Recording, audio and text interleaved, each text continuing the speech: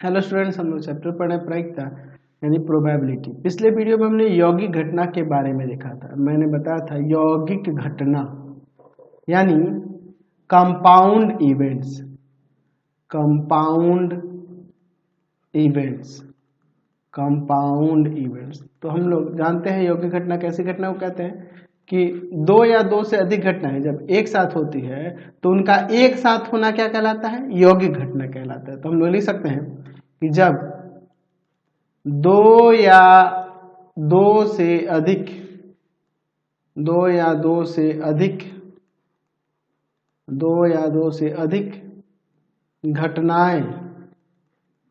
घटनाएं एक साथ होती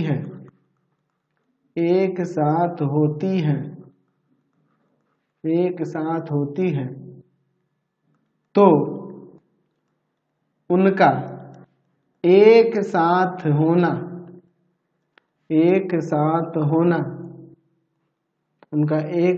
होना यौगिक घटना कहलाता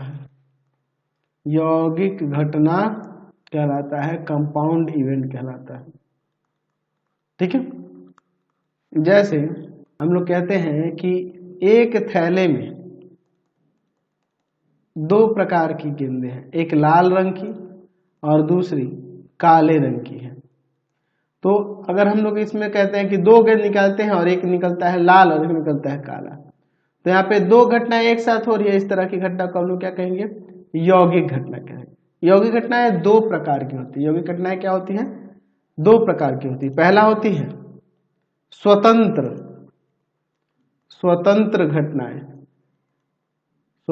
घटनाएं। अब ये स्वतंत्र घटनाएं क्या होती है? यानी इंडिपेंडेंट रहती है, एक के होने से दूसरे पे कोई असर नहीं पड़ता। इसको हम लोग परिभाषित करेंगे, अभी देखा जाएगा। ठीक है, इंडिपेंडेंट इवेंट्स। और दूसरी घटनाएं होती हैं आश्रित घटनाएं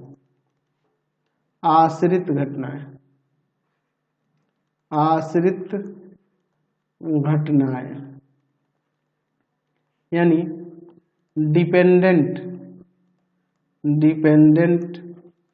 इवेंट्स। तो चलिए अभी पहले हम लोग इन दोनों को समझ लेते हैं, फिर हम लोग चैप्टर में आगे बढ़ेंगे।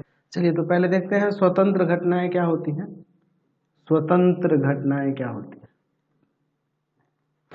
तो हम लोग इसे ऐसे यहाँ परिभाषित कर सकते हैं कि दो या दो से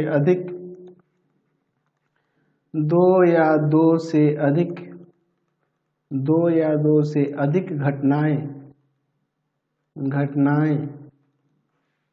घटनाएं स्वतंत्र कहलाती हैं। स्वतंत्र घटनाएं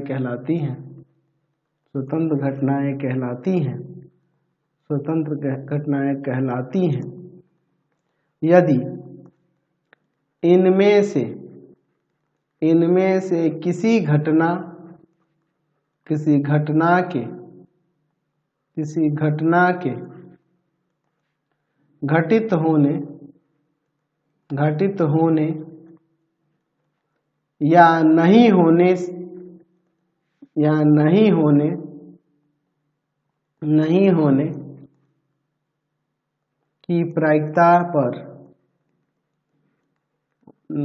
नहीं होने की प्रायिकता पर दूसरी घटना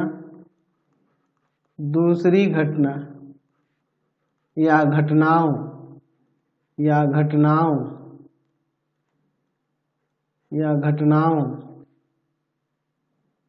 के घटित होने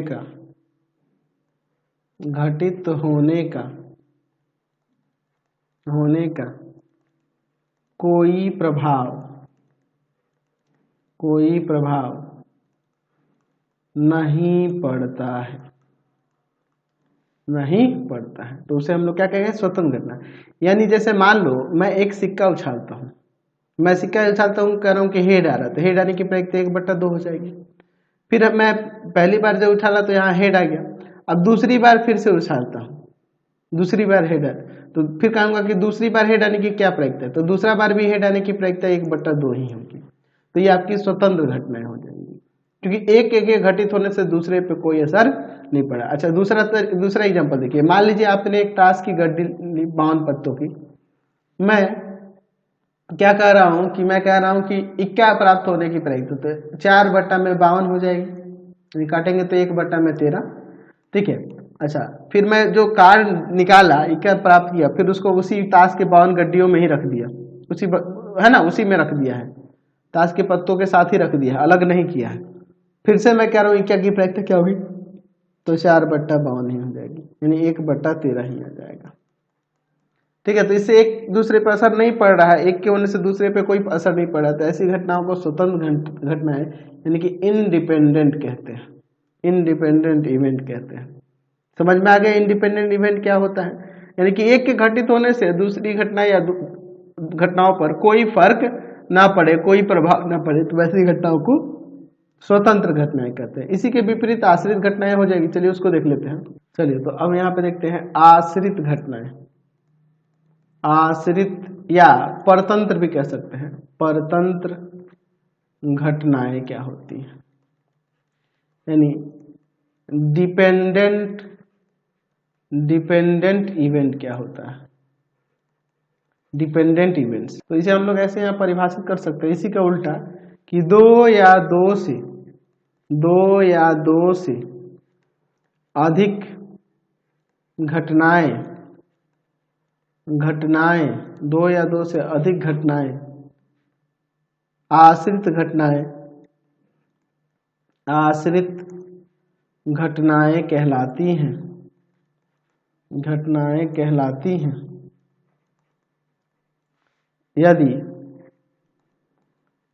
यदि इनमें से किसी के घटित होने या नहीं होने का प्रभाव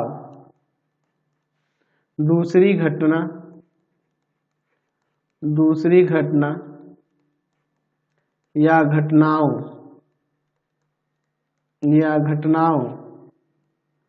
के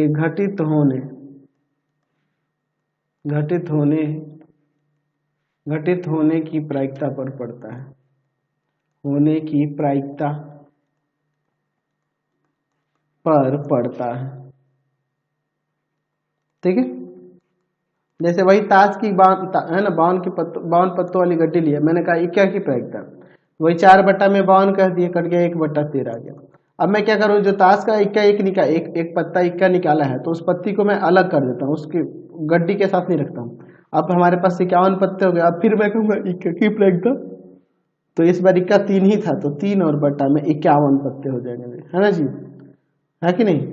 तो यहाँ पे आ जाएगा 17 बार में कट जाएगा, 1/17 इसकी प्रायिकता। तो देख रहे हैं कि एक के कारण दूसरे पर प्रभाव पड़ रहा है, तो इस तरह की घटनाओं को हम लोग आश्रित घटनाएं या परतंत्र घटनाएं कहेंगे। समझ गए। चलिए, तो अब हम लोग बात करते हैं एक टॉपिक के बारे में जिससे रिलेटेड अभी क्वेश्चन आपके एक्सरसाइज में मिलने वाले हैं, सप्रतिबंध प्रायिकता।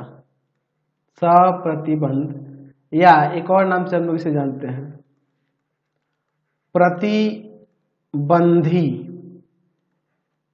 सप्रतिबंध या प्रतिबंधी प्रायिकता। ठीक है, जिसे हम लोग कहते हैं कंडीशनल प्रोबेबिलिटी, कंडीशनल प्रोबेबिलिटी। ठीक है, चलिए देखते हैं हम इसके बाद सप्रतिबंध या प्रतिबंधी प्रायिकता क्या होती है। ठीक है, जब कोई एक घटना घटित होने पर कोई दूसरी घटना घटित होती है, तो उसके कंडीशन में जो उसकी प्रायिकता होगी वो सप्रतिबंधी। आप ऐसे इसे पहले परिभाषित कर दो तो समझ में आ जाएगा। लिख सकते हैं कि जब किसी घटना ए की प्रायिकता दूसरी घटना बी के घटित होने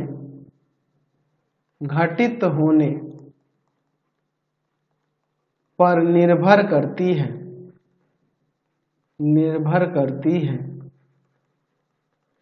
तो घटना ए की प्रायिकता को या लिख सकते हैं सप्रतिबंधी या फिर सप्रतिबंध, सप्रतिबंध या फिर प्रतिबंधी प्रायिकता कहते हैं। ठीक है, जैसे मैं यहां पे कह दूं कि मैं एक पासे को फेंक रहा हूं, ठीक है, जब मैं पासे को फेंकूंगा तो उसमें आपका प्रतिदर्श समष्टि की बात करेंगे तो यहाँ पे हम लोग इसे ऐसे लिख सकते हैं, क्या लिख सकते हैं, यहाँ पे लिख सकते हैं 1 2 3 4 5 6, उसमें यही ना आएंगे।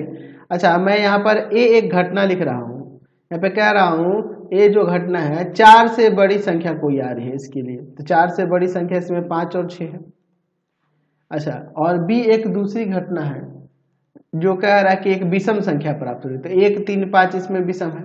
अगर आपसे कह दे कि ए की प्रायिकता क्या होगी जब बी घटना घटित हो चुकी है, बी घटना घटित हो चुकी है तब ए की प्रायिकता क्या होगी, तो ध्यान रखना कि जब किसी घटना की प्रायिकता निकालनी हो जब दूसरी घटना घटित हो चुकी हो तो उसके लिए आप उसे कैसे सूचित करेंगे, जैसे ए की प्रायिकता निकालनी है जब बी घटित हो चुकी है तो इसको लिखेंगे पी ए बाई बी, ऐसे हम लोग इसे डिनोट करते हैं। ठीक है, इसका मतलब क्या है यहाँ पर, यहाँ पे इसका मतलब है कि घटना ए की घटित होने की प्रायिकता जब घटना ए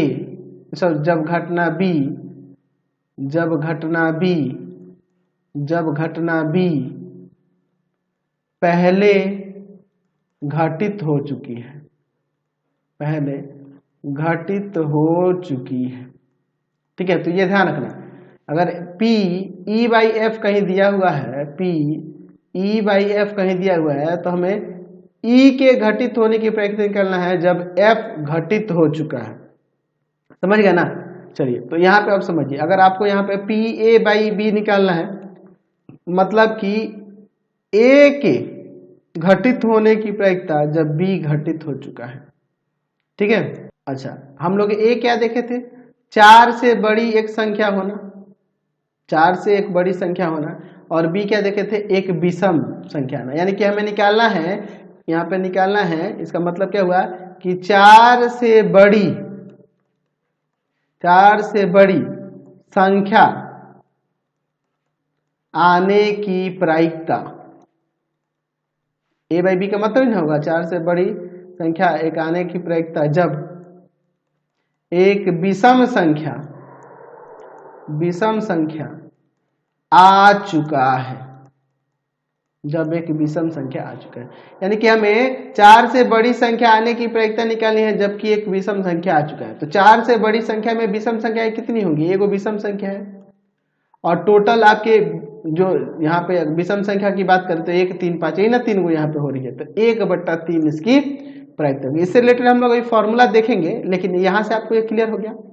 तो ध्यान रखना, अब इससे रिलेटेड एक यहाँ से फॉर्मूला बन के आता है कि अगर हमें पी ए बाई बी निकालना है, पी ए बाई बी यानी कि ए के घटित होने की प्रायिकता जब बी घटित हो चुका है ये निकालना हो, तो ध्यान रखना यहाँ पे हम लोग लिखेंगे कि इन दोनों के नंबर ऑफ एलिमेंट के इंटरसेक्शन, इन दोनों के इंटरसेक्शन का नंबर ऑफ एलिमेंट, और बाई में ये बी में नंबर ऑफ एलिमेंट। आप देख लो इन दोनों का इंटरसेक्शन क्या होगा, ये इंटरसेक्शन बी क्या होगा, तो उसमें से 5 ही आएगा, तो इसमें नंबर ऑफ एलिमेंट 1 हो गए, और बी वाले में नंबर ऑफ एलिमेंट कितने हैं, 3 है। यानी कि अगर P A intersection B A by B निकालना हो, पी ए बाई बी निकालना हो, यानी कि ए के घटित होने की प्रायिकता जब बी घटित हो चुका है ये निकालना हो, तो हम लोग number of element in A intersection B by में एन बी ऐसे लिखेंगे। या अगर मान लो आप पी बी बाई ए लिखते हो तो इसका मतलब क्या है कि number of element in A intersection B, और बाई में नीचे क्या होगा, number of element in A, ठीक है। जो घटित हो चुका है वो नीचे रहेगा, ध्यान रखना यहाँ पे, ठीक है। उसकी संख्या हम लोग इसके अवयवों की संख्या नीचे ऐसे लिखेंगे। तो आप इसमें ऐसे याद रखेंगे कि जो जनरली जो ये पी ए बाई बी है ये इक्वल नहीं होता है पी बी बाई ए के, ये आपको ध्यान रखना होगा। ये जनरली आपका इक्वल नहीं होता है, कभी कभी इक्वल भी होता है, लेकिन साधारणतः ये जो होता है कभी भी इक्वल नहीं होता है। बात को समझे? अच्छा, इसको हम लोग एक और तरीके से कर सकते हैं। अगर हम लोग ऊपर अंश में और हर में भाग कर देते हैं यहाँ पर सैंपल स्पेस के सभी अवयवों की संख्या से, यानी कि NS से, ऊपर भी और नीचे भी, तो हम लोग यहाँ पर ऐसे लिख सकते हैं। ऊपर ये देखो, A इंटरसेक्शन B के अवयवों की संख्या बाई में S के अवयवों की समष्टि है ना, जो आपका क्या था, सैंपल स्पेस था, है ना, प्रतिदर्श समष्टि था, उसके अवयवों की संख्या है। यानी कि यहाँ प्रोबेबिलिटी लग जाएगा, probability of A intersection B, और नीचे हम लोग इसका क्या लिख देंगे, प्रोबेबिलिटी ऑफ B। तो यानी हमें एक यहाँ से फॉर्मूला ये भी मिल गया कि अगर PA बाई B निकालना हो तो हम लोग इसे ऐसे भी लिख सकते हैं कि PA इंटरसेक्शन B बाई में PB, यानी कि इसकी प्रोबेबिलिटी और बाई इसकी प्रोबेबिलिटी, दोनों के प्रोबेबिलिटी में भी भाग करने से हमारा काम हो जाएगा। ये वाला भी फॉर्मूला यूज करके हम लोग बना सकते हैं। तो अभी हमने ये दो फॉर्मूले रखे, ये यूज करिए, ये यूज करिए, बात एक ही होने वाली है। ठीक है, समझ गए? यहाँ प्रोबेबिलिटी के हिसाब से हमने लिखा है, यहाँ पे नंबर ऑफ एलिमेंट के हिसाब से यहाँ दिखाया हुआ है। तो दोनों में कोई दिक्कत नहीं है, दोनों के दोनों फॉर्मूले आप यूज कर सकते हैं। तो हम अब इसे ऐसे लिख सकते हैं, यहाँ पर लिख सकते हैं कि यदि ए बी, या कोई भी लिख सकते हैं, दो हम लोग यहाँ पर घटना ले सकते हैं, ई तथा एफ किसी यादृच्छिक परीक्षण रैंडम एक्सपेरिमेंट के प्रतिदर्श समिष्ट से संबंधित दो घटनाएं हैं,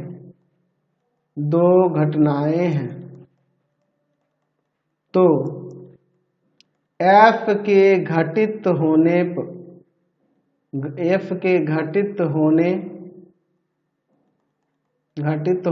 की सूचना पर E की प्रायिकता कैसे लिखेंगे इसको?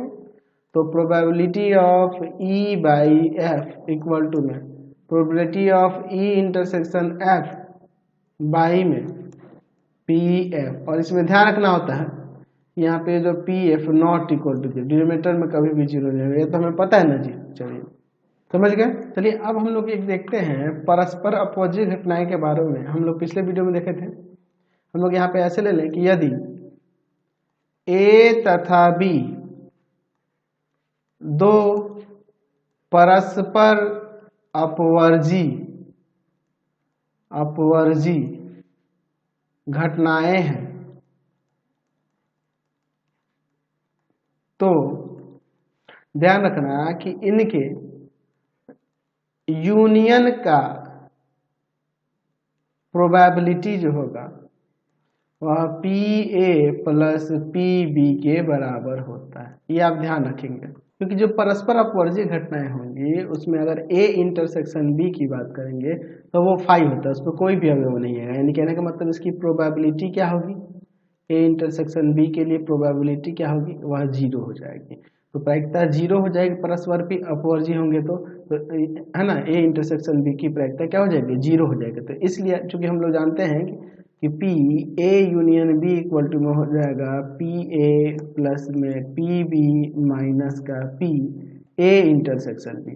तो ये जब 0 हो जाएगा तो इसलिए हट गया, बस इतना ही आपको याद रखना है। तो परस्पर अपवर्जी हो तो ध्यान रखना कि उनके यूनियन की जो प्रायिकता होगी वह उनके अलग अलग प्रायिकताओं के योग के बराबर होगी, और उनके इंटरसेक्शन की जो प्रायिकता होगी वह 0 होता है। तो आप इसको याद रखेंगे। तो फिलहाल इस वीडियो में इतना ही रहने देते हैं। इसके बाद हम लोग आगे इससे रिलेटेड जो अभी हमने देखा है आपका प्रतिबंधी प्रायिकता या फिर सप्रतिबंध प्रायिकता जो देखा है उससे रिलेटेड कुछ आगे हम लोग इसमें प्रॉपर्टीज को देखने वाले हैं। तो फिलहाल इस वीडियो में यहीं तक रहने देते हैं। नेक्स्ट वीडियो में आगे देखेंगे। आपको हमारे 3 चैनलों को सब्सक्राइब करना होगा। पहला है पाथ फाइंडर क्लासेस छपरा, दूसरा है आपके पास भारती भवन रवि का आंसर, भारती भवन रविकांत सर, रविकांत सर, और तीसरा चैनल है रविकांत सर के नाम से। तीनों को सब्सक्राइब कर लेंगे और इससे रिलेटेड वीडियो के लिए सीधे डिस्क्रिप्शन में जाएंगे, इससे रिलेटेड नोट्स के लिए गूगल पे जाकर सर्च करेंगे www.ravikantsir.in और यहाँ जाकर आप सभी क्लासेस के नोट्स और उनके PDF को डाउनलोड कर सकते हैं, पढ़ सकते हैं। इंस्टाग्राम और फेसबुक पे जाकर पाथफाइंडर क्लासेस छपरा को लाइक एंड फॉलो करना नहीं भूलेंगे। Thanks for watching.